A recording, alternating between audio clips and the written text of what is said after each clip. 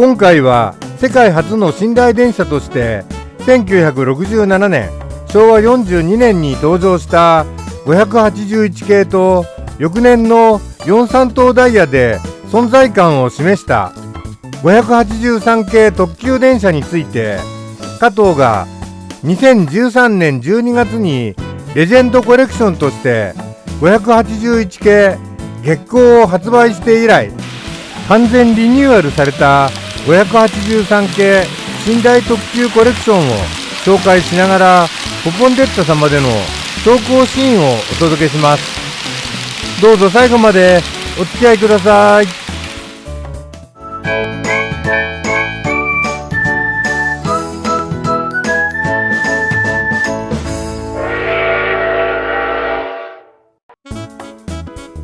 世の中は東京オリンピックも終わって、日本が高度経済成長時代でイケイケになっていた頃、 CM に24時間戦えますかジャパニーズビジネスマンなんてフレーズが賑やかになった頃、本当に24時間活躍する電車が登場しました。今回は時代の寵児として太く短く生きる運命を駆け抜けた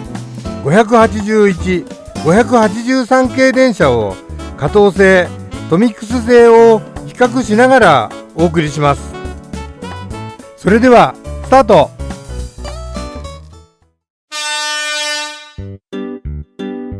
1968年の10月、いわゆる43等ダイヤ改正で583系電車は上野と青森を結ぶ特急初狩と寝台特急白鶴ゆうずるでデビューしました。編成はモーター車8両と付随車5両の13両編成。ここにクハネ583がいて、これがモハネ582とモハネ583の動力車ユニット。これもモハネのユニット。一つ置いてモハネのユニット、そしてまたモハネのユニット。これで 8M ですよね。で、ここにサロと奥にサシがいます。で、こちらにクハとサハネがいる。編成が時代とともに変わりましたが、 8M5T 東北本線は勾配がきつい区間も多いので、こうした MT 比の高い編成になったようです。世界で初めての寝台電車、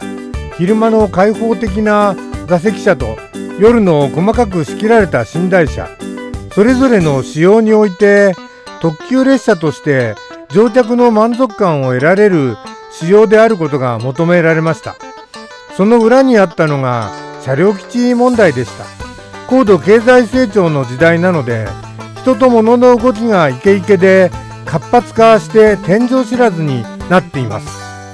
国鉄は電車、気動車、貨車、客車と次々に車両投入していた時代なので、車両基地が逼迫状態、限界に達していたことで、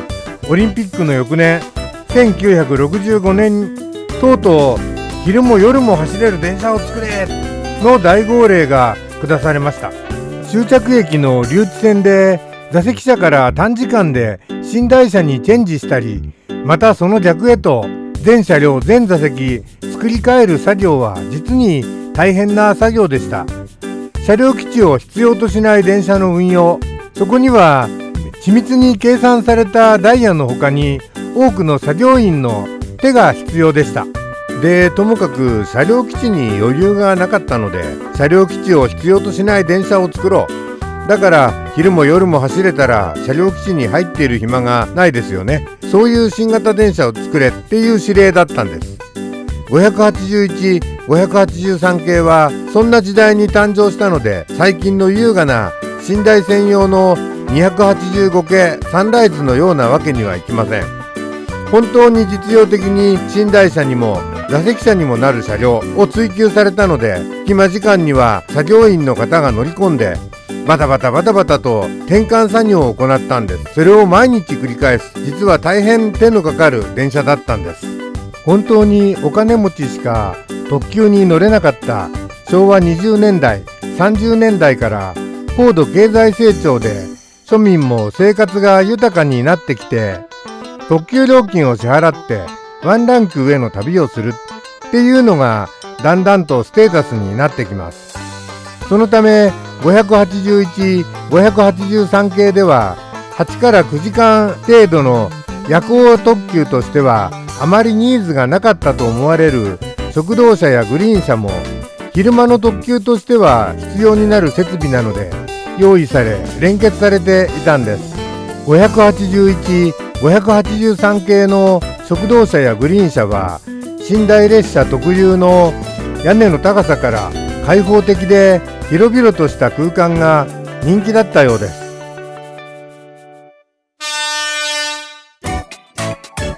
はい、こちらはトミックスの583系です。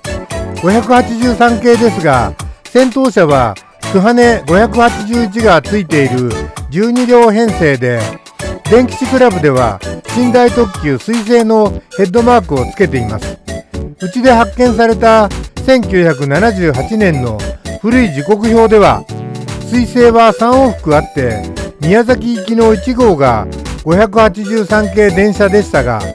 都城行きの3号と大分行きの5号は24系25型の客車特急となっていました。そんな彗星1号、帰りは6号の編成は 6M6T、 東北に比べると付随車が多い編成でした。12両編成で、これが動力のユニット、そしてこれも動力のユニット、これも動力ユニット、モハネ582とモハネ583になります。それにクハネ、サロ、サハネ、サシ、そしてクハネ、サハネということで 6M6T の編成になっていました。このトミックスの編成は20年くらい前に発売された当時に飛びついて買った車両なので、最新のものとは仕様が少し違うかもしれませんが、そのあたりはご勘弁ください。クハネ583編成は加藤からリニューアル品が発売された時に加藤製に買い替えてしまったので今はありません。ですがどちらも素晴らしい製品であることに変わりありません。それでは加藤製とトミックス製の比較です。形式が違うことはここでは置いといて、両者の印象を大きく変えているのは色ではないでしょうか。随分イメージが違うんです。同じ青15号とクリーム1号の組み合わせなんですが、それぞれの感性の違いでこんなに違って見えるんです。皆さんはどちらがお好みでしょうか。僕は後から発売された加藤製を見てこれだって思っちゃったんです。屋根はどちらも電気地スタイルに塗り替えてしまっていますから比較になりません。行き先方向幕は加藤製は付属のシールを貼りました。トミックス製はシールがついていなかったのでとりあえず白で塗っています。先頭部のカプラーはトミックスはご自慢の TN カプラーですが、この時代はスプリングバック機構がなかったのでグラグラです。一方加藤は当系列による並結運転がなかったので割り切ってダミーカプラーにしているので小さくてかっこいいですね。屋根上も比較してみますね。こちらが加藤製でこちらがトミックス製になります。違いが分かりやすいパンタグラフ付きのモハネ582同士で比べてみますが、加藤製には屋根上高圧配管がありますが、ここの外資からパンタグラフまでとか、トミックスの方はすっきりと省略してしまっています。この辺のヒューズ感があるだけなのでちょっと寂しいです。何かイメージではトミックスの方が細かく作ってあると思ったのですが、発売された時代の影響もあるかと思います。今回の比較では加藤の方が作り込んでありました。この方が見やすいでしょうか。この辺の配管加藤はありますがトミックスにはありません。ここからパンタまでの配管も加藤にはありますがトミックスにはありません。こちらも同様になっています。逆にベンチレーターは加藤の方は屋根上と一体成形になっていますが、トトミックスは別パーツになっています。画像には映っていませんが、ベンチレーターの通風口などの出来は別部品のトミックスが優れています。以上、加藤製とトミックス製の大雑把な比較でした。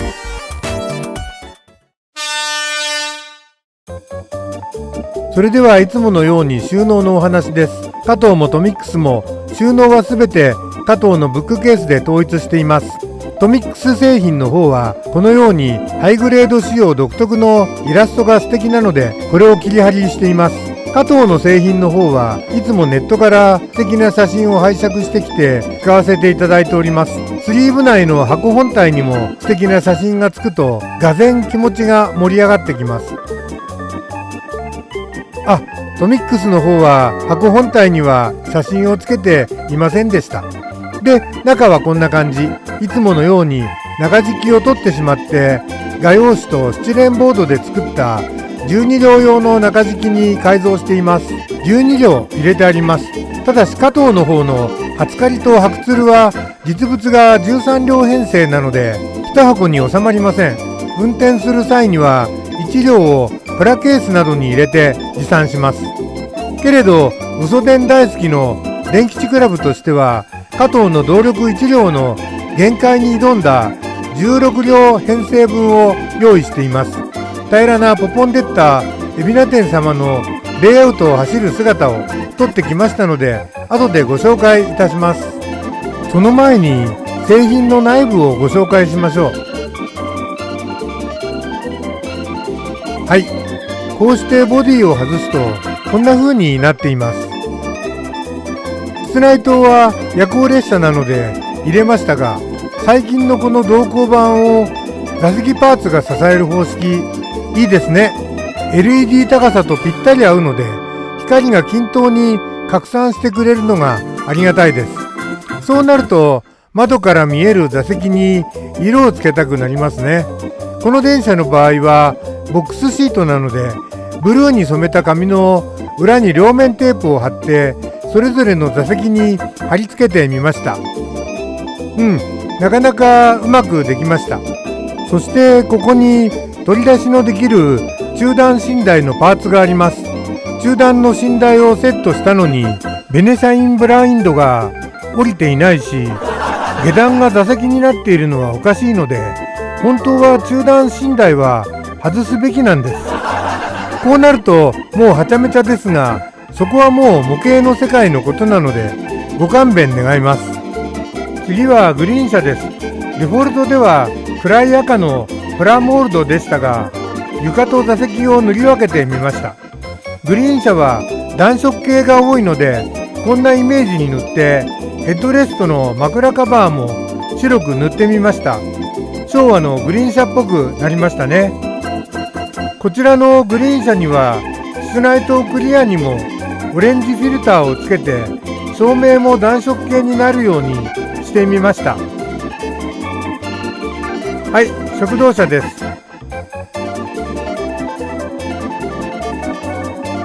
食堂車はこんな感じです。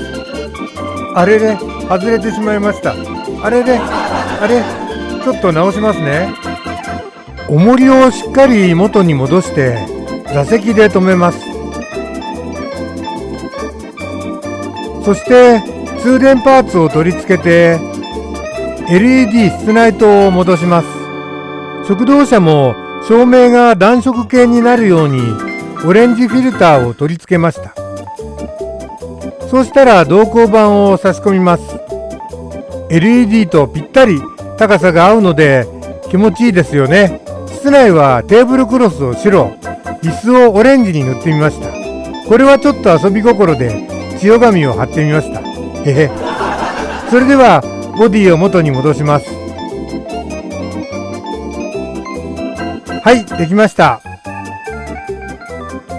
それでは外観的に手を入れた部分をご紹介しておきましょ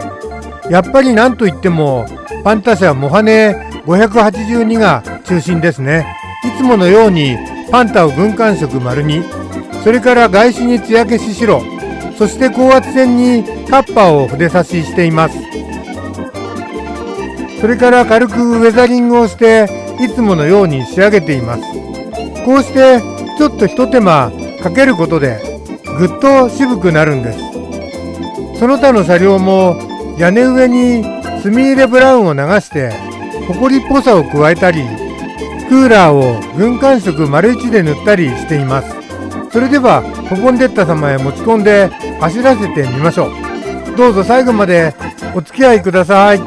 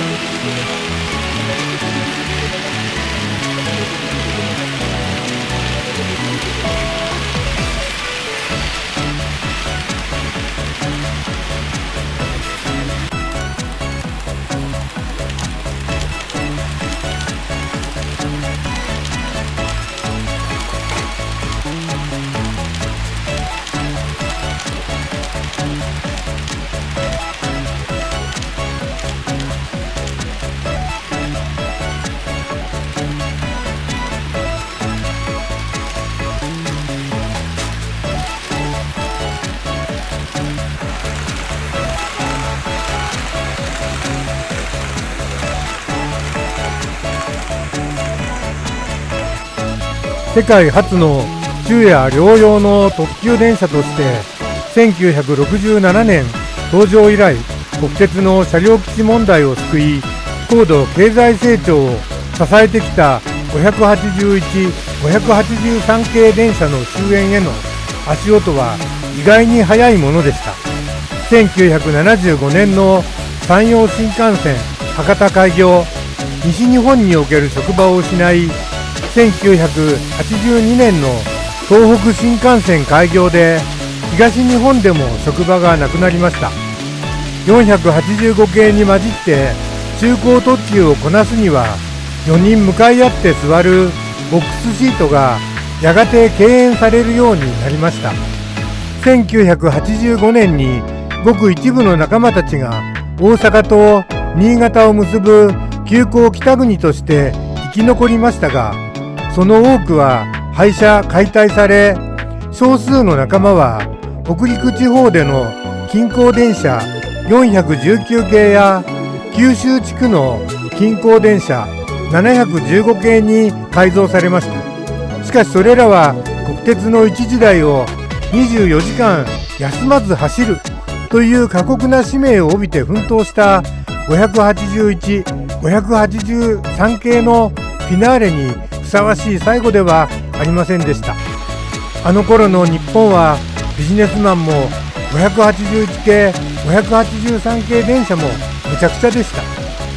硬直両用、昼夜兼用の特急電車、後にも先にも二度と現れない電車は私たちの心と模型の世界で愛され続けることでしょう。本日の動画はこれで終わりです。最後までご視聴いただきありがとうございました。